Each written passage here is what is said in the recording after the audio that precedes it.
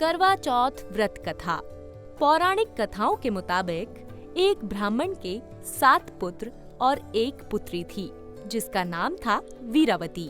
सातों भाइयों की वीरावती अकेली बहन होने के कारण बहुत ही लाडली थी। सभी भाई उससे अपार प्रेम करते थे, इतना कि अपनी बहन की आंखों में एक आंसू तक नहीं देख पाते थे।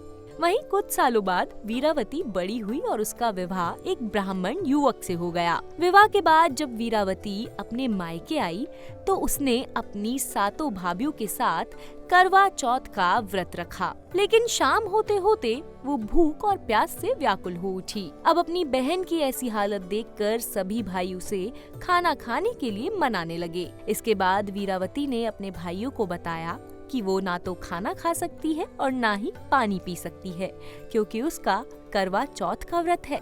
वो चंद्रमा को अर्घ देने के बाद ही अन्न और पानी को ग्रहण कर सकती है।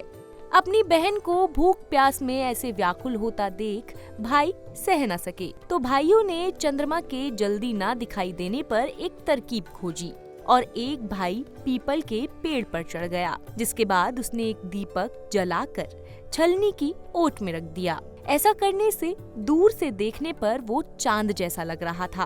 फिर एक भाई ने आकर वीरावती को कहा कि देखो, चांद निकल आया है, अब तुम उसे अर्घ देने के बाद भोजन कर सकती हो। वहीं बहन भी खुशी खुशी जाकर चांद को देखकर अपना व्रत खोलने के लिए चल देती हैं।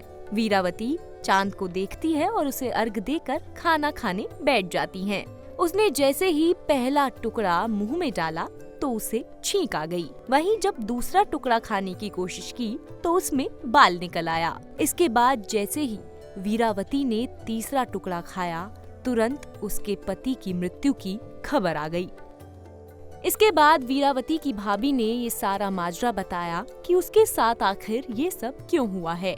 करवा चौथ का व्रत गलत तरीके से टूटने के कारण देवता उससे नाराज हो गए हैं। ये सुनकर वीरावती बिलख बिलख कर रोने लगी और अपने पति की मौत का जिम्मेदार खुद को ठहराने लगी।